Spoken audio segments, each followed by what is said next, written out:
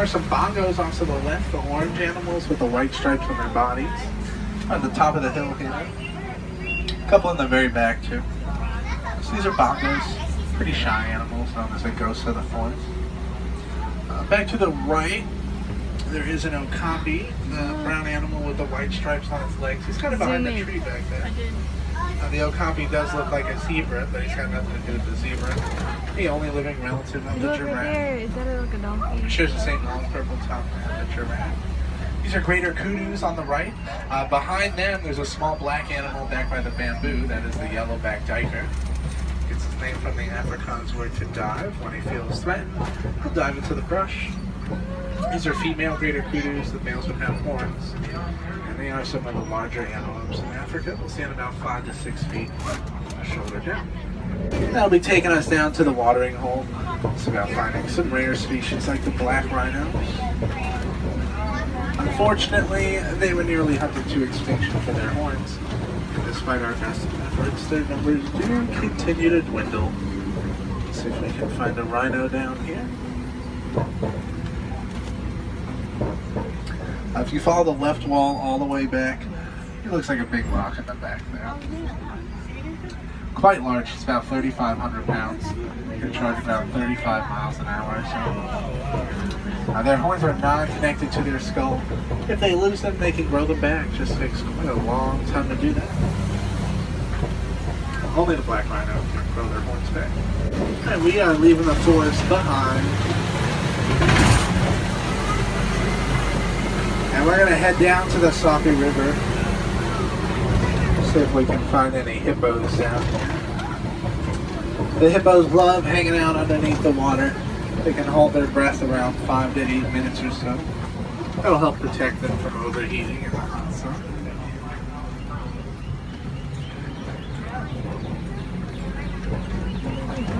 I don't see any. They might be under the water here by the log. You can hold their breath around 5 to 8 minutes. Yeah, there's one up by the island here. He's under the water. Just a big hippo. Pretty big, about 5,000 pounds, weigh about 100, 150 pounds a day. Mostly lettuce and hay back there. And we're going to find some more on the left here. There's a bloated Some right hippo there. on the left. Look. So we're referred to as a group or herd of hippos. And the big white birds are pink-backed pelicans. They'll work together to herd fish in the shallow water. It's easier for them to hunt the fish. There's a hippo all the way down under the water.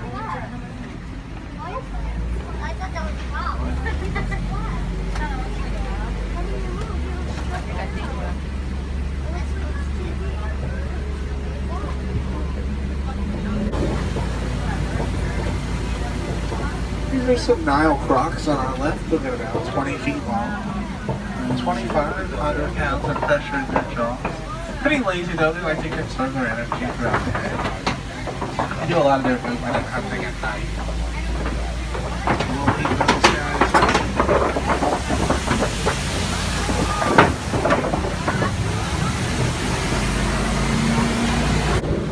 We are making our way up to the savannah here.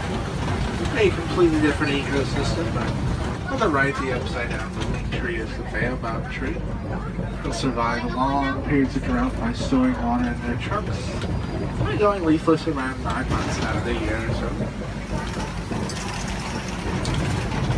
They bring us out onto the savannah here. This is one of my favorite views out on the reserve. The Serengeti grasslands will stretch for hundreds of miles across East Africa. They're home to some of our favorites such as elephants, giraffes, and lions. We'll just cruise around and see what we can get nice and close to.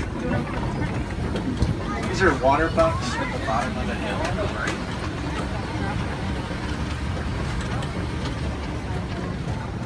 They emit an oil from their skin that coats their fur, and it kind of waterproofs them. It's much like a Rain-X on a windshield. If they get wet, the water will just kind of drop off of them.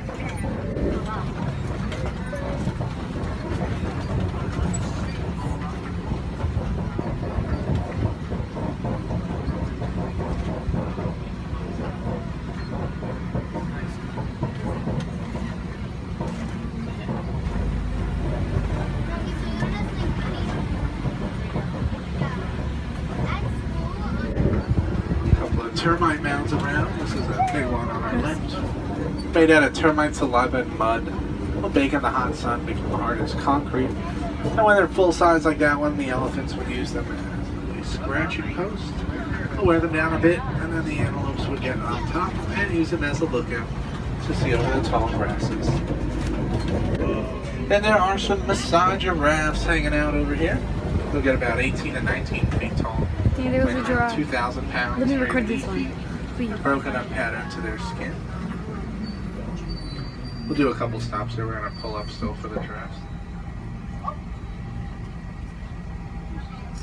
Oh, I see something over there.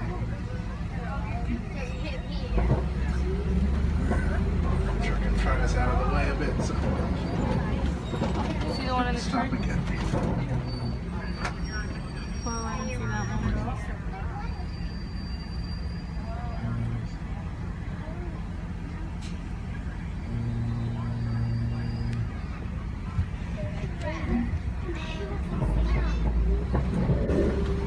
A couple more on the left. Well, this is Maybe just the one right there.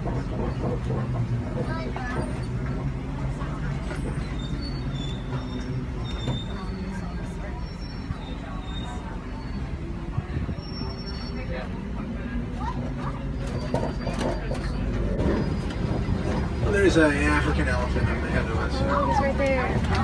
Can This is a I male get it? African elephant. He's only upwards of 12,000 pounds. Females around 8,000 pounds or so.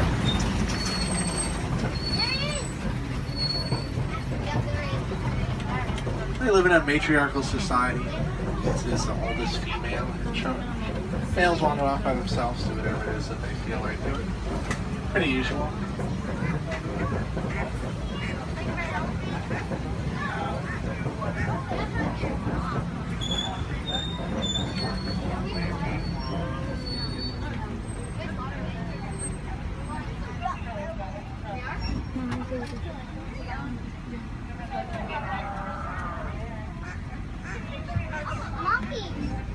There's the mandrills on the left here. They're kind of behind the rocks there in the trees. They're like, Those ones are pretty small. They'll get up to about 100 pounds or so.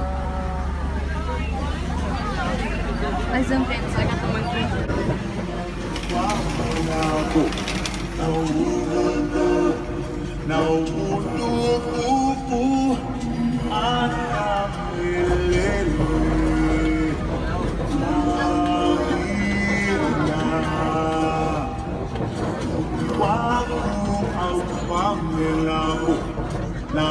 This is the matriarch here. Closest to us. She is in charge.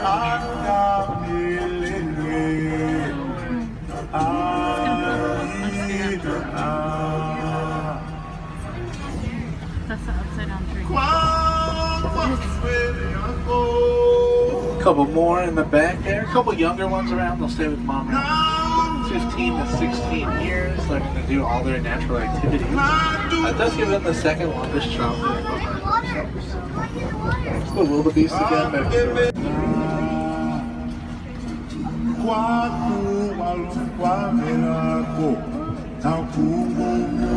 Know that does pretty much all the hunting for the pride.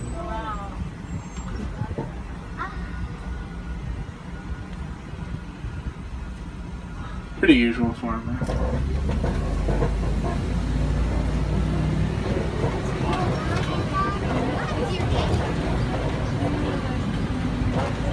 Couple females up there as well.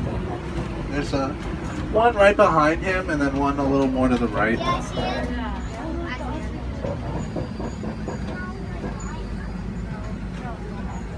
Couple ostriches off to the right. Some bontabox there as well. Those two brown animals are bontabox.